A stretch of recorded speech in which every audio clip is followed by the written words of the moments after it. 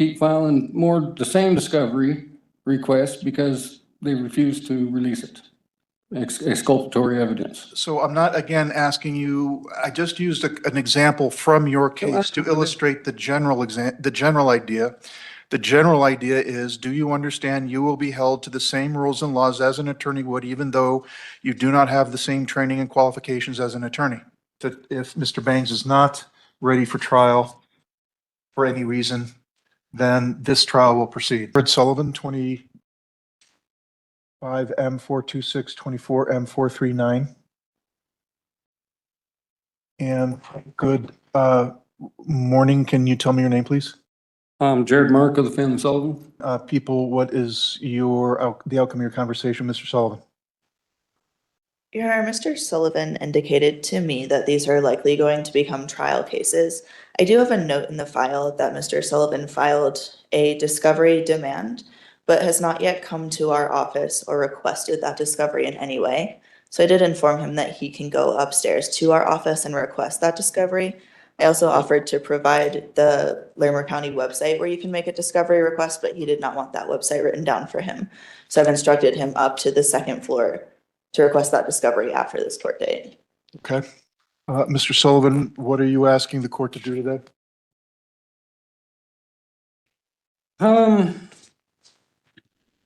Well, I'd push for another dismissal based on failure to state a claim.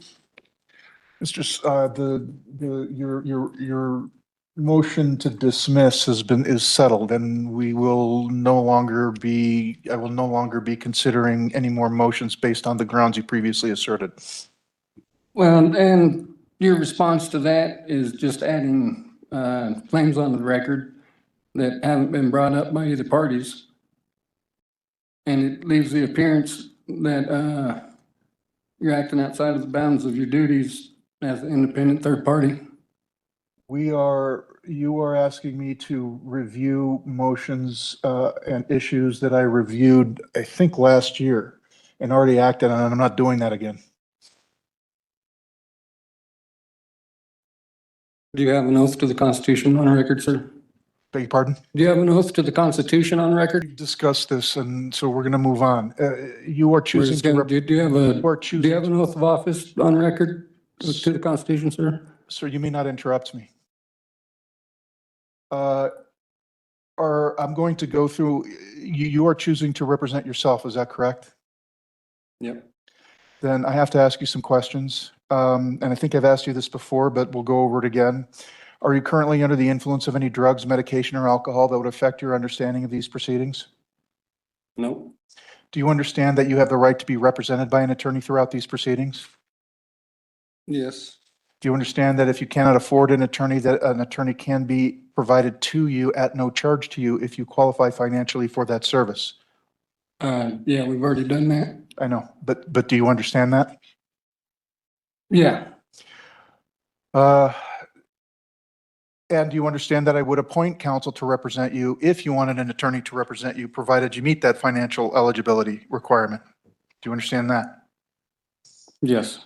Do you have any legal training? No. How far have you got in school? Some college? Do you understand that the criminal law is a complicated area and that an attorney trained in this field could be of great help in preparing and presenting and representing your defense? No, I don't understand that because I haven't seen evidence of it. Because what? I haven't seen evidence of that, especially through the attorney that I was provided that offered ineffective assistance of counsel. Well, all I'm asking is, do you understand that the criminal, I'm not asking you to about the specifics of the case. Generally, do you understand that criminal law is a complicated area and that an attorney trained in this field could be of great help in preparing and presenting your defense? In theory, yes. Do you understand that you will be held to the same rules and laws as an attorney would, even though you do not have the same training and qualifications of an attorney? No. You don't understand that? I will explain it. You will be held to the same rules and laws as an attorney, even though you don't have the same training and qualifications. For example, the district attorney just discussed discovery. An attorney who is trained and qualified knows that they have to make a request to the district attorney to disclose the discovery. The district attorney doesn't just automatically provide it. Once they get that request, they will provide what they're required to provide under Rule 16 of the Colorado Rules of Criminal Procedure. The district attorney has said that you have not made that request yet. So that would be an example. So if you came back at trial and told me they never gave you discovery, then I would hold you to the same rules and laws as an attorney would be held to, which is that if you didn't request it, then that's on you, not them. So that's an example of you being held to the same rules and laws as an attorney would, even though you do not have the same training and qualifications as an attorney. So do you understand that? I don't, because my attorney, the ineffective assistance of counsel that was provided by the court, had already requested that discovery. And I keep filing the same discovery requests because they refuse to release it. Exculpatory evidence. So I'm not, again, asking you, I just used an example from your case to illustrate the general idea. The general idea is, do you understand you will be held to the same rules and laws as an attorney would, even though you do not have the same training and qualifications as an attorney? Court will find that decision is knowingly and voluntarily made. So in 25M426, what is your plea to obstructing a peace officer, guilty or, well, actually, I should probably have the people recite the last offer communicated to Mr. Sullivan on one or both of these cases if it's a global offer. Yes, Your Honor. In 24M439, the last offer was to plead to original count 1, no proof of insurance with a $500 fine and 4 points against the DMV. In 25M426, the last offer was to plead guilty to original count 1, obstructing with 6 months of unsupervised probation and ISAE discovering better choices class within 5 months, 16 hours of UPS within 5 months, and to remain law-abiding. Both of those offers are now revoked. Well, we'll get there in a minute. So in 24M439, if the plea of guilty is to count 1, does that, am I correct in inferring the offer contemplates dismissal of the remaining counts? Yes, Your Honor, I apologize. Mr. Sullivan, did you hear what the district attorney just communicated? Yes. If you enter a plea of not guilty, all of the, you will be communicating to the district attorney, you would not accept that offer. You'd be communicating, and the district attorney is free to withdraw it. And if they choose to withdraw it, they may choose not to put any new proposals on the table for a resolution of either case, which may leave the trial that I set as a result of your not guilty plea as being the only way to resolve the cases. Do you have any questions about that? No. This is where Sullivan's "I don't consent" strategy runs into a hard reality. The judge asks for a simple guilty or not guilty plea, but Sullivan refuses and argues there is no injured party or contractual obligation. The court doesn't leave the cases in limbo. Instead, the judge enters not guilty pleas on his behalf, keeping both cases moving. So in 25M426, what is your plea, guilty or not guilty? I do not consent to enter any plea on my behalf. I do not comprehend or understand how to enter a plea, as there is no injured party in this matter and no evidence of any contractual obligation requiring performance to follow the corporate state of Colorado statutes, codes, ordinances, and rules that are merely policies of the corporation acting as government under the color of law outside the bounds of the constitutions of the United States and the state of Colorado. All right, so it sounds like you're refusing to enter a plea, is that correct? Yes, sir. And the court will enter a not guilty plea on your behalf. On 24M439 to count 1, driving without insurance, count 2, obstructing a peace officer, count 3, driver's license refusal to display it, count 4, fictitious plate. What are your pleas, guilty or not guilty? I do not consent to enter any plea on my behalf. I do not comprehend or understand how to enter a plea, as there is no injured party in this matter and no evidence of any contractual obligation requiring performance to follow the corporate state of Colorado statutes, codes, ordinances, and rules that are merely policies of the corporation acting as government under the color of law outside the bounds of the Constitution of the United States and Colorado State. So it's, am I also correct in inferring you are refusing to enter a plea in 24M439 as well? Yes, sir. Court will enter a not guilty plea on Mr. Sullivan's behalf. Are you requesting a trial to the court or a trial to a jury on these two cases? I'm demanding a trial by jury. All right. And are you planning on scheduling those back-to-back, Judge? Was that my understanding? I beg your pardon? Are these trials scheduled back-to-back? Right. So if one will go and the other one will get continued. Okay. Sullivan, are you ready to proceed to trial? No, I don't believe so. Well, maybe on the 439 case. I I know need a that. yes or no answer to know how to proceed next. Well, I was prepared. I didn't know we were splitting them back up. Beg pardon? I didn't know that we were splitting them back up. Why we're splitting them back up? Well, yeah, they're scheduled for the same day for this trial next week. Right. They wouldn't both go to trial at the same time. One or the other would go. Okay, well then, yeah, I can do 439. All right. And that 426, I'm still waiting for discovery and disclosure of witness names. Then I will note that the deadline for resolution is February 23rd at 12:30 PM. Will you be requesting the new reasonable doubt instruction? Yes, sir. The new reasonable doubt instruction reads as follows. Proof beyond a reasonable doubt is proof that leaves you firmly convinced of the defendant's guilt.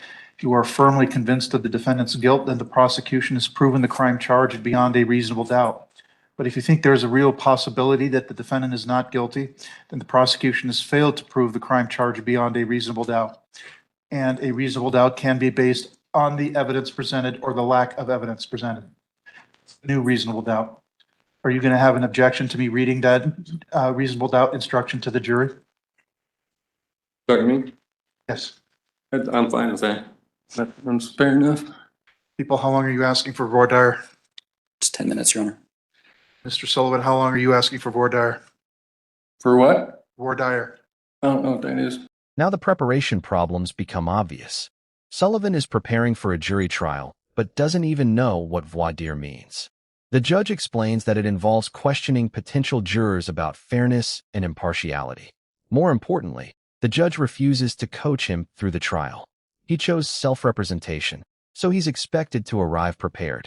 It's quite good. It's the process where you ask the jury questions to find out ahead of the jury being selected whether or not the people who are called to serve as jurors can be fair and impartial.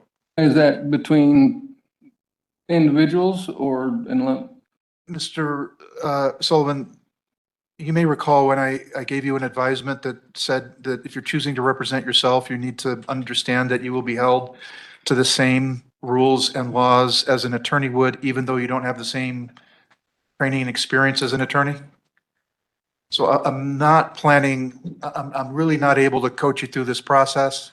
I'm expecting you to come to court already having this knowledge of what will be happening at a jury trial. well, all I can do is guess at this point. Or you could get a lawyer and remove all guessing. Let me put it this way. We will not slow the trial moving forward because you are not knowing or understanding things you should know or understand ahead of time. For example, voir dire will be 15 minutes in length, regardless of how long, once you have figured out what voir dire is, how long you want to use on voir dire. It'll be 15 minutes in length. How long are the people requesting for opening statements? 5 minutes, Your Honor.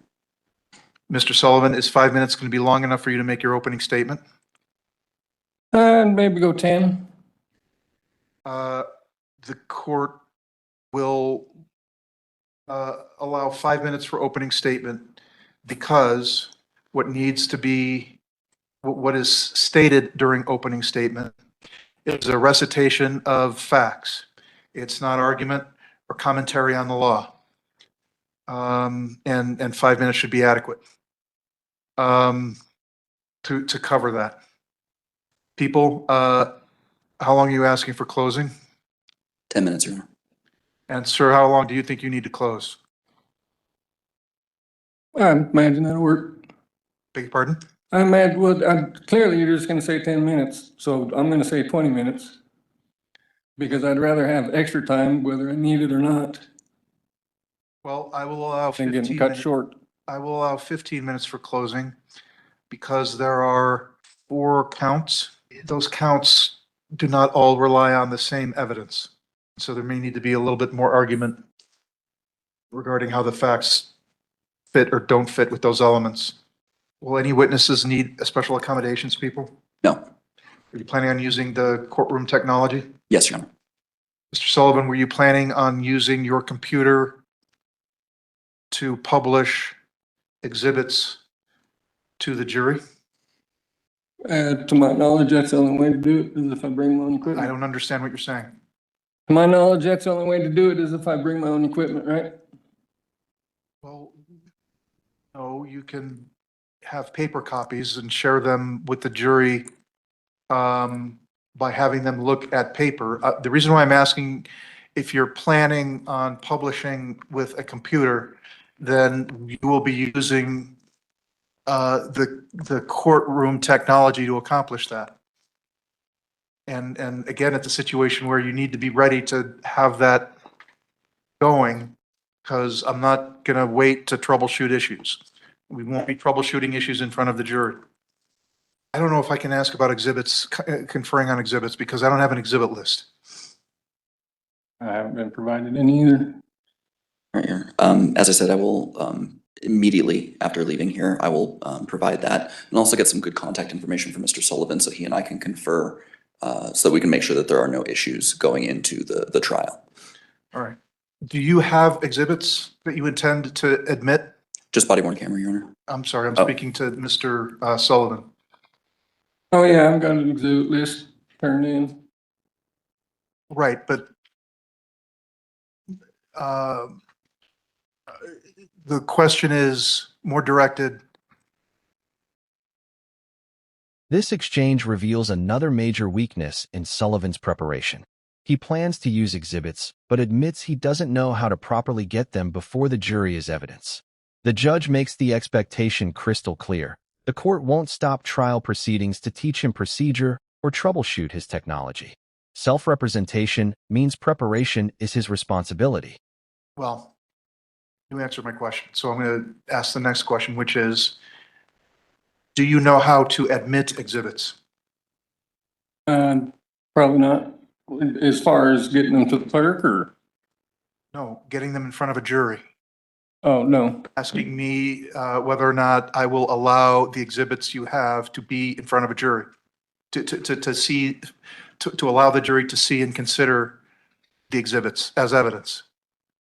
No, I don't. Okay. Again, that's something you are expected to have ready. You are expected to have, you are expected to be ready to do. And so what I'm not going to do is coach you through the process. And what I'm not going to do is wait for you to figure out how to admit it in real time. I'm telling you this now so that you are not surprised when we get to the trial.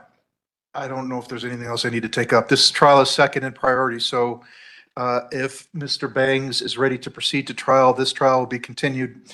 If Mr. Bangs is not ready for trial for any reason, then this trial will proceed.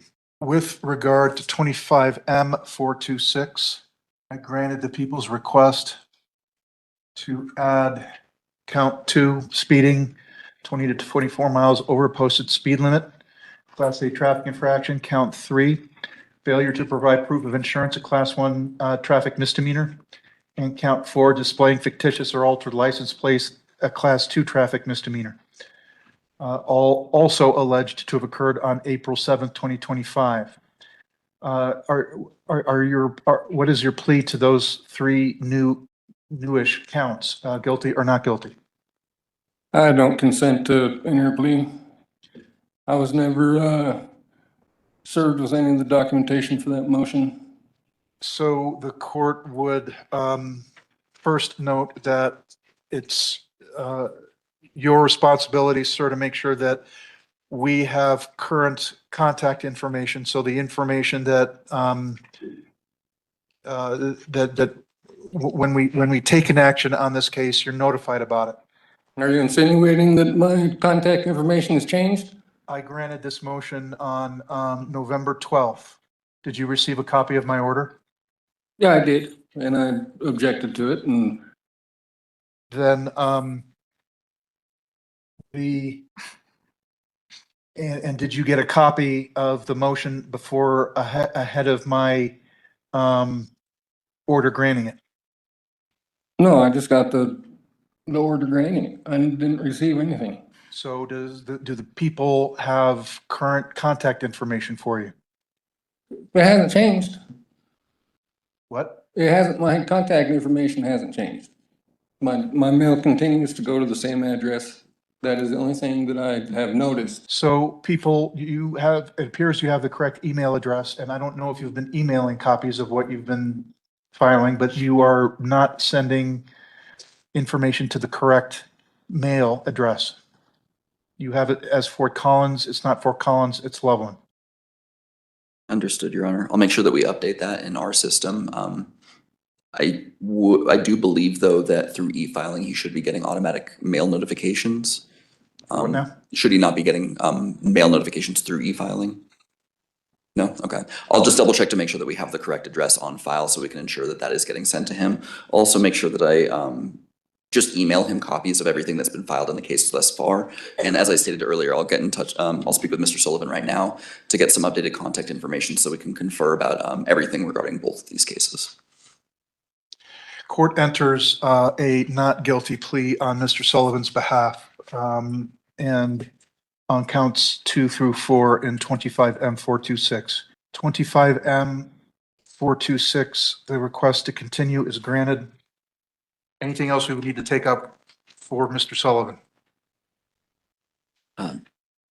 Just to ensure that we focus on the actual law as it stands and not some of the superfluous materials which have come up throughout the case. I intend to keep a tight lid on this case may be about and what it may not be about, which, Mr. Sullivan, I think the best information you should take away from that answer is if I make a decision about an argument or a piece of evidence that you disagree with, you are free to object. You are not free to argue with me about it. If I sustain an objection to a piece of evidence or an argument that you make, you may not try again to get the same piece of evidence or argument in front of the jury. I shouldn't have to sustain an objection more than once to a particular piece of evidence or a particular argument. I'm expecting full cooperation with that, and if you believe I'm mistaken, you are free to object, and if I overrule your objection, your remedy is not to either keep arguing with me about it or to keep making the same objection over and over again. It is to wait to see the outcome of the trial, and if the outcome of the trial is a conviction, then you may appeal any error that you think I might have made. Do you have any questions about that? No, I've made it clear that I don't feel like there is a fair trial involved. So I'm just here for the rigmarole so we can get to that. By the end, the judge has established clear boundaries. Sullivan can object, but he cannot repeatedly argue with the court after a ruling. His cases are moving toward jury trials, and he's responsible for following courtroom procedure. Whatever you think of his strategy, this hearing shows the risks of self-representation. What do you think? Like, share your opinion, and subscribe for more courtroom breakdowns.